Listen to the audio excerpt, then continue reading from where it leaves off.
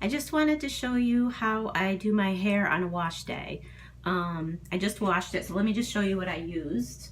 I conditioner only washed with the Giovanni Tea Tree Triple Treat. I actually got this at TJ Maxx on clearance for $8. It's almost gone. I probably have maybe one more use out of it. And so I cleansed my scalp, my hair. I kind of left it in while I shaved and stuff, and then I rinsed it out completely. And then I did squish to condish with my favorite that I've been using for a really long time, years and years. This is from Sally's Beauty Supply. It's the generic conditioning balm. So usually what I do is I turn upside down in the shower, and I use praying hands, I use raking, and I also use my wide tooth comb. Even though I get a ton of loose hairs out with the conditioner only, I get more out with this, so I do like to comb it all the way through. And then squish to condish, you use handfuls of water and you squish it in instead of rinsing your hair out. So a lot does get left in, but for good measure, this is another one of my favorites. I get this at Sally's as well. It's the As I Am leave-in conditioner, and it smells really good. I don't use a lot of it, but probably like a quarter size amount. I just squish that in at the very end once I'm done squishing to condish, and right before I'm going to step out of the shower. So after I do that, I lay this t-shirt, it's a long sleeve t-shirt, on the top of the toilet, and I kind of accordion my head down on it, and I tie up the sleeves right here, and I just leave it in long enough to brush and floss my teeth and do my makeup. So it's pretty wet, and my hair it has nice formed curls. So the only thing in my hair right now is conditioner. So we need to put some product in. So the first product that I'm going to use today, I have the label taken off because this is lube and I always just rip the label off. It comes off really easy. This is the Equate brand, which is Walmart's generic brand, and it's the liquid. It's under $5. It's the liquid lube, personal lubricant. So I am going to use, let me see if I can show you guys that much. I'm probably going to end up using more, but I'm going to flip my head over and very, very gently, I'm rubbing this together. I'm going to use praying hands, and very lightly I'm gliding this over, and I'm going to use more than that. And then kind of also scrunching or squishing it in. I'm going to do that same amount again. And this stuff's drippy. You might want to start with smaller amounts and kind of working your way up. So you can hear some squishing going on. That's good. My hair was, not soaking wet because I had the t-shirt on for probably a good 15 minutes. Okay. So I'm just gonna really squish that in good. And then the next product that I am going to use is also available from Sally's. This is probably my favorite gel, As I Am Curling Jelly. It's not cheap, but I stock up when it's on sale. And same with all of the As I Am products. Usually when it's buy one, get one 50% off, or buy one, get one free. And I almost always buy it online because I've learned over the years that I'll go in and my store will have one. So I can't utilize the sale. And then I've also had issues with the coupons not coming off, it not ringing up correctly. So when I do order online, what I do is I make sure I spend enough. Oh, I didn't show you how much. It was about a quarter amount. I spend enough so that I get the free shipping, to just boost the savings even more. So when I place an order to Sally's, I get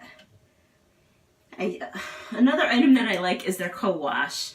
I happen to not be using it today because I'm using up the tea tree, which I also really like. And Sally's also has a generic tea tree. It's a knockoff of the Paul Mitchell conditioner, which is also Curly Girl approved, and I like that one too. So depending on what's on sale and what you like, what scents you like. I love the As I Am scents. I'm doing another blob. I'm just kind of, you can do praying hands, but you want to go real gently because the curls are already formed. That was kind of the whole point of plopping, was to get those curls kind of formed and kind of set into that nice curl pattern. Okay, so I'm just gonna squish this in a little bit more, and then I'm gonna move on to my finishing gel. So I'm using 2 gels today. I guess you could call the lube like a curl enhancer. It helps prevent frizz, and some of us love it. I know there's a few you people, members, who've told me that you hate it and it's horrible in your hair. So if you're using it at the end, if you still have some, instead of throwing it out, if you typically use it at the end, I know a lot of people use it to scrunch out the crunch. Try using it first, like your primer, like your curl enhancer, before you put any gels in, and see if that makes a difference. Now my hands are all sticky. So I also get this at Sally's. This is the Styler Krystal, and it's a 10 max hold. They have a huge tub of this at Sally's. I think I got this one at CVS or Walmart. I actually still have the big tub that I refill this with, just so it fits with all my hair stuff better. So this is the smaller one. This you don't need as much of. It's pretty heavy duty. So I just kind of dip my fingers in. You can see that.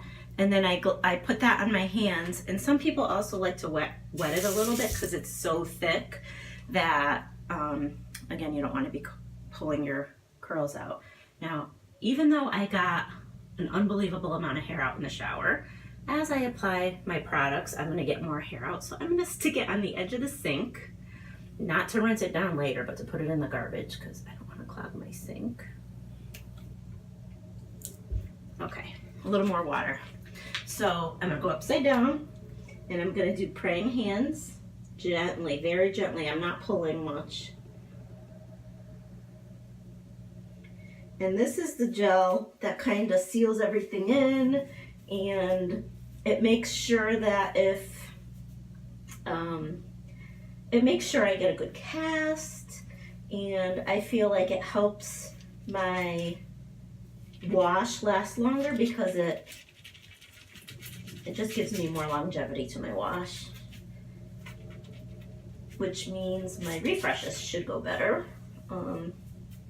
Sometimes, you know, my first day or two, I don't really even have to do very much. So I'm still getting some squishing, which you want.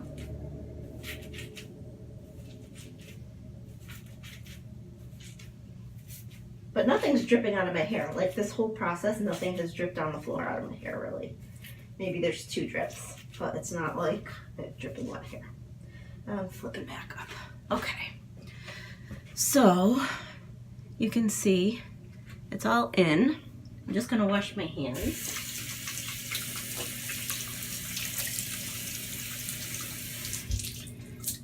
And then what I typically do is I diffuse for a while. I like to do at least 50%, like I would say 50 to 80% if I want to let it dry the rest of the way on its own. Let me just show you my dryer while we're at it. This is from Amazon. This is the Ceramics Extreme by Babeless Pro. I think it was around 50 bucks when I bought it. It's a professional, you know, ceramic. And then this is a cheapie, Conair, I believe, tourmaline. I don't even know if they have this anymore. It was just like one of the cheapest ones that was on Amazon when my last cheapie broke, and I like it. It works fine. So I think what I'm going to do is I'm going to shut off the camera so that I can diffuse because it's going to take a while, and then come back. Okay, I'm back. So I ended up leaving my cast in overnight. So this is the next day, and my hair totally dry. So I added the photograph of my hair after I dried it, but it was still slightly damp. So it's totally dry. I slept in the cast. I didn't even put a hair tie in. I just left my hair down, and you could see where my hair does weird part things in the back right now. I'm gonna show you how I kind of deal with that as I style my hair. So I just sleep on my satin pillowcase, and that's what I did. If I do my hair later in the day and I don't have to leave the house, sometimes I do this because it's as if I just washed my hair today now, because there's no frizz. I never even scrunched out the crunch. I do feel a little bit funny going out in public like this. I've only done it a couple times. But when I don't have to leave the house, that's like total encouragement for me to just leave the cast in and kind of get like an extra day maybe out of it, or not to have to do much at all except scrunch out the crunch today. So I'm just going to show you how I do that. I'm going to step back because I learned from my earlier videos that if I don't step back far enough, you guys can't even see what I'm doing. So I'm going to flip over, and I'm just going to start scrunching. I have nothing on my hands. It's just dry hands, and I'm just going to scrunch just gently. Some people scrunch with open hands like this. You could certainly do it that way too. It might take longer. You can do some pulsing. That might help it go a little quicker, depending on how much product you have in your hair. It just depends. I like to lean to one side and scrunch. These ties on my shirt are gonna get in my way. I'm just gonna tuck them in. Okay, so just scrunch, scrunch, scrunch, scrunch, scrunch. And then to the other side. Actually, I can come in a little bit so you can see. Now, my hair is pretty soft already.